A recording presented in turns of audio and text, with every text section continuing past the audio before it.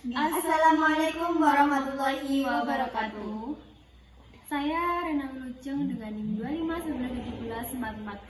2519174407 beserta teman saya Aisyah Iswala dengan nomor NIM 251744008. Di sini kami akan memenuhi tugas mata kuliah Psikologi Pendidikan. Kami akan menjelaskan tentang teori emosional Erikson dan teori moral Kohlberg. Definisi teori sosial emosional Erikson yaitu menekankan pentingnya perkembangan identitas dan intimitas dalam konteks sosial. Pendidikan karakter dapat membantu siswa mengembangkan identitas moral mereka dan memahami peran mereka dalam bermasyarakat. Dikutip dari Erikson 1963. Erik Erikson mengembangkan teori perkembangan psikososial yang menjelaskan bahwa kepribadian manusia berkembang melalui 8 tahap sepanjang kehidupan. Yang pertama, trus versus mistrust umur 0 sampai 1 tahun. Yang kedua ada autonomi versus Sam and Dog umur 1 sampai 3 tahun.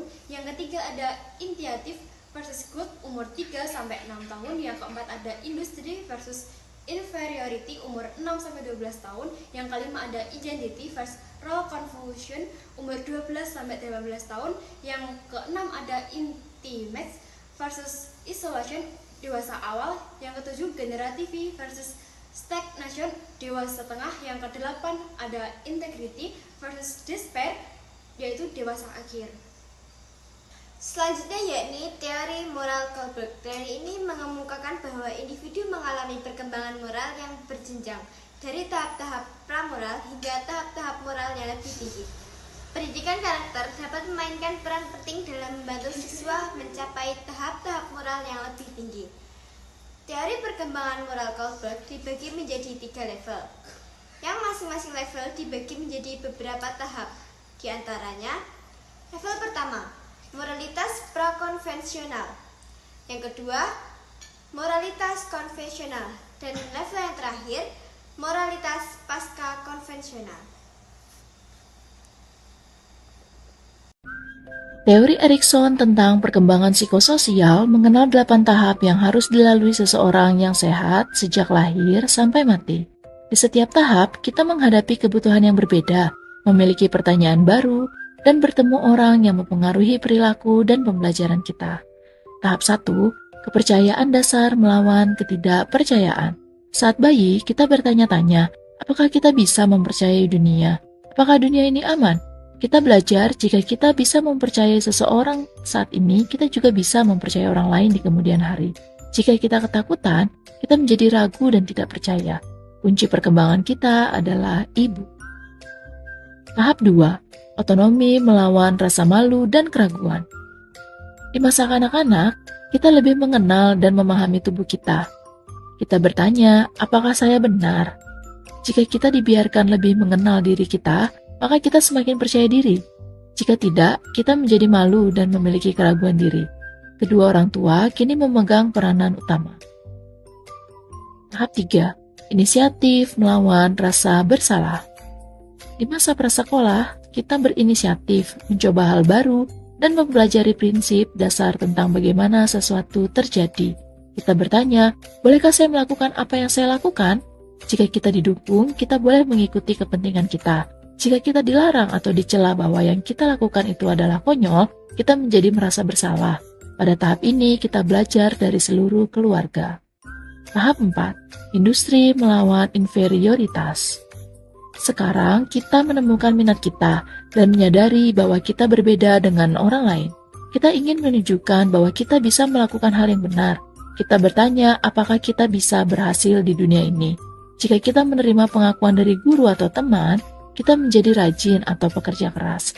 Jika kita mendapat banyak masukan negatif, kita akan rendah diri dan kehilangan motivasi.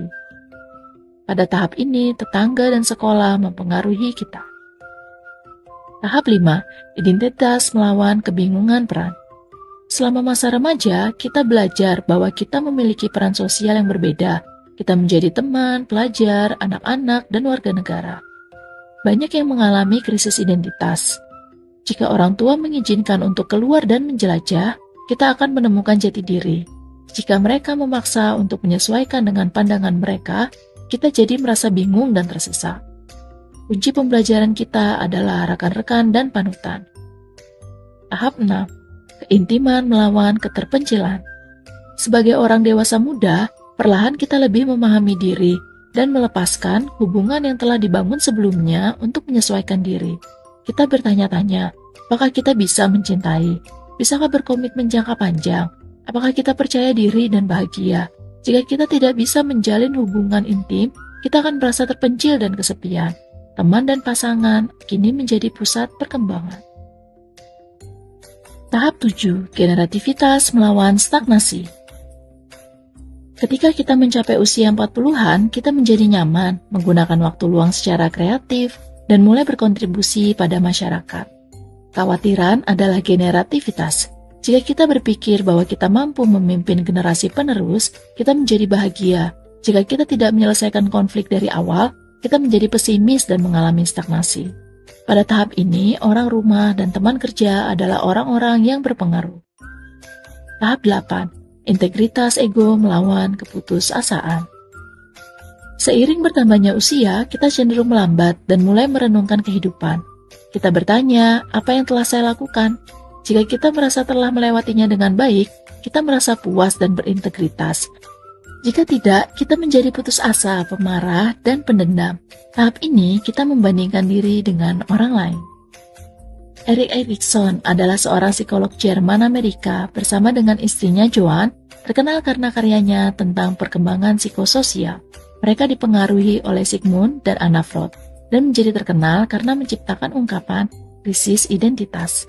Meskipun Erikson tidak memiliki gelar sarjana, ia menjabat sebagai profesor di Universitas Harvard dan Yale. Teori Lawrence Kohlberg menyatakan bahwa perkembangan penalaran moral kita terjadi dalam 6 tahap.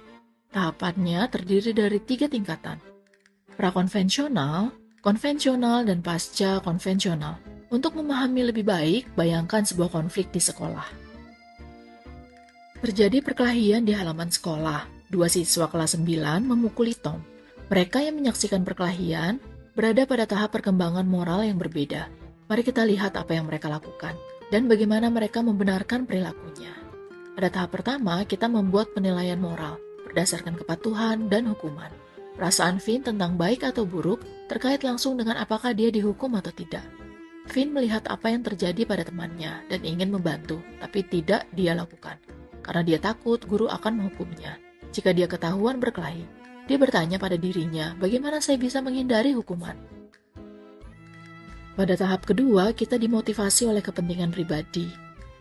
Mary memutuskan untuk turun tangan dan membantu Tom. Dia tahu bahwa dia mungkin akan dihukum. Tetapi dia juga tahu bahwa dia sendiri bisa menjadi korban suatu hari nanti. Jika dia membantu Tom sekarang, dia mungkin akan membantunya di masa depan. Dia bertanya pada dirinya sendiri, apa untungnya bagi saya? Pada tahap ketiga, kesesuaian antar pribadi dan kesepakatan memandu penilaian moral kita. Betty melihat perkelahian itu dan ingin ikut campur, tetapi ketika dia menyadari bahwa semua orang hanya menonton, dia memutuskan untuk tidak terlibat. Dia ingin orang lain melihat bahwa dia adalah gadis yang baik, yang sesuai dengan etika masyarakat. Dia bertanya-tanya, apa pendapat orang lain tentang saya?